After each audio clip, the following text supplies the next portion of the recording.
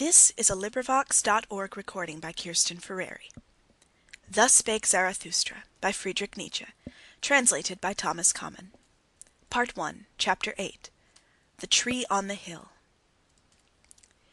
Zarathustra's eye had perceived that a certain youth avoided him, and as he walked alone one evening over the hills surrounding the town called the Pied Cow, behold, there he found the youth sitting, leaning against a tree, and gazing with a wearied look into the valley.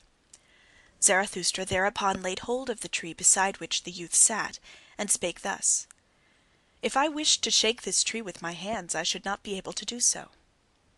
But the wind, which we see not, troubleth and bendeth as it listeth.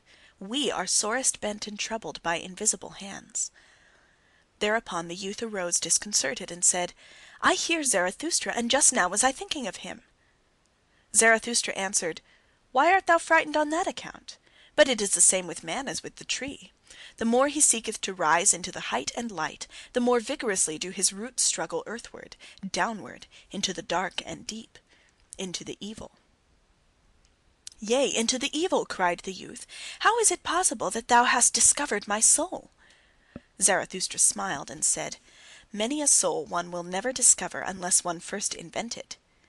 Yea, into the evil, cried the youth once more. Thou saidst the truth, Zarathustra. I trust myself no longer since I sought to rise into the height, and nobody trusteth me any longer. How doth that happen? I change too quickly. My to-day refuteth my yesterday. I often overleap the steps when I clamber, for so doing none of the steps pardons me.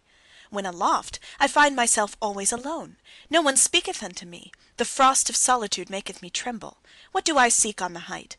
My contempt and longing increase together. The higher I clamber, the more do I despise him who clambereth. What doth he seek on the height? How ashamed am I of my clambering and stumbling! How I mock at my violent panting! How I hate him who flieth! How tired am I on the height! Here the youth was silent, and Zarathustra contemplated the tree beside which they stood, and spake thus: This tree standeth lonely up here on the hills. It hath grown up high above man and beast, and if it wanted to speak, it would have none who could understand it, so high hath it grown. Now it waiteth and waiteth. For what doth it wait? It dwelleth too close to the seat of the clouds. It waiteth, perhaps, for the first lightning. When Zarathustra had said this, the youth called out with violent gestures, Yea, Zarathustra, thou speakest the truth. My destruction I longed for, when I desired to be on the height, and thou art the lightning for which I waited. Lo, what have I been since thou appeared amongst us? It is mine envy of thee that has destroyed me. Thus spake the youth, and wept bitterly. Zarathustra, however, put his arm about him, and led the youth away with him. And when they had walked a while together, Zarathustra began to speak thus: It rendeth my heart. Better than thy words express it, thine eyes tell me all thy danger. As yet thou art not free. Thou still seekest freedom. Too unslept hath thy seeking made thee, and too wakeful. On the open height wouldst thou be, for the stars thirsteth thy soul, but thy bad impulses also thirst for freedom. Thy wild dogs want liberty. They bark for joy in their cellar when thy spirit endeavoureth to open all prison doors. Still art thou a prisoner, it seemeth to me, who deviseth liberty for himself. Ah, sharp becometh the soul of such prisoners, but also deceitful and wicked.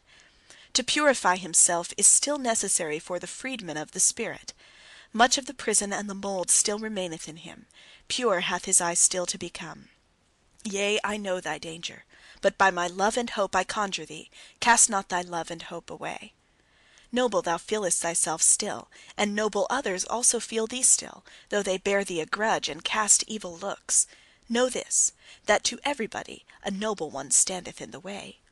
Also to the good a noble one standeth in the way, and even when they call him a good man, they want thereby to put him aside. The new would the nobleman create, and a new virtue. The old wanteth the good man, and that the old should be conserved. But it is not the danger of the nobleman to turn a good man, but lest he should become a blusterer, a scoffer, or a destroyer. Ah, I have known noble ones who lost their highest hope, and then they disparaged all high hopes. Then lived they shamelessly in temporary pleasures, and beyond the day had hardly an aim. Spirit is also voluptuousness, said they. Then broke the wings of their spirit, and now it creepeth about, and defileth where it gnaweth. Once they thought of becoming heroes, but sensualists are they now. A trouble and a terror is a hero to them. But by my love and hope I conjure thee, cast not away the hero in thy soul, maintain holy thy highest hope. Thus spake Zarathustra. End of Part 1, Chapter 8.